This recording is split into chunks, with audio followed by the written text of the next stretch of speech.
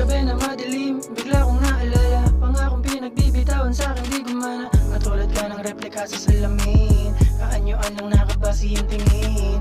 Gusto mo ay pumabor, lahat sa'yo maawa. Para kwento mo patok, pilit bigyan ng luha. Biktima ni Cupido, bakit sa'yo pinana?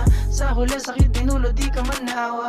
Puro ka lang salita, hindi naman natutupad, hindi naman nagagawa. At sino ba naman hindi madadala? Mga sugat na dinulot mong mahirap mawala. Ganyan ka nga pala, hindi agad nawawala. Kapag merong kailangan at mga napapala, laki ng pakinabang lalo sa paggagala. Di naig mo pa bagaing sa iba't dinadala. Oo, panakip butas, mga inihaw mong bakas hindi malunas. Dahil ko pa nakatalit nakaposas, at ginawa mo pa na pampalipas oras.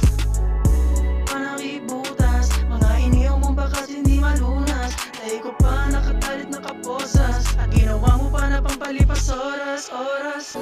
Paano mo nakakayanin?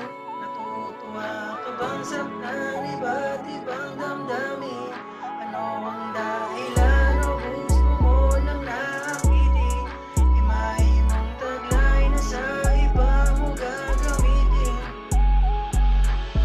Kaya labis ang aking pagtataka nung sinabi niya sa akin gusto niya mapag-isa. Biglang gulat sa telepono, bumilog ang mata. Nakaposa ay biyadyo may kasama ng iba. Taglay mo bang mahikang hindi nagkakasugat, na pagkatapos ng isa may kapalit na bukas. Nagbibigay ka ng sakit, walang kalunas-lunas. Kakaiba din ng lakas mo at mga karakas. Naghahangad ka ng tiwala at pagmamahal ng tama, pero sa sarili mo kahalakas naman ang tama. Bakit di ka pa gumising na naginip ka pa yata? At sakaling tuklasin lahat ng bagay maunawa. Sana nga matagpuan mo din na tulad mong gawa ng maranasan ng maloko ang magamin. At saka bumalik lahat ng karma na mahirap mawala, nang malaman sa sarili mo mali ang iyong gawa.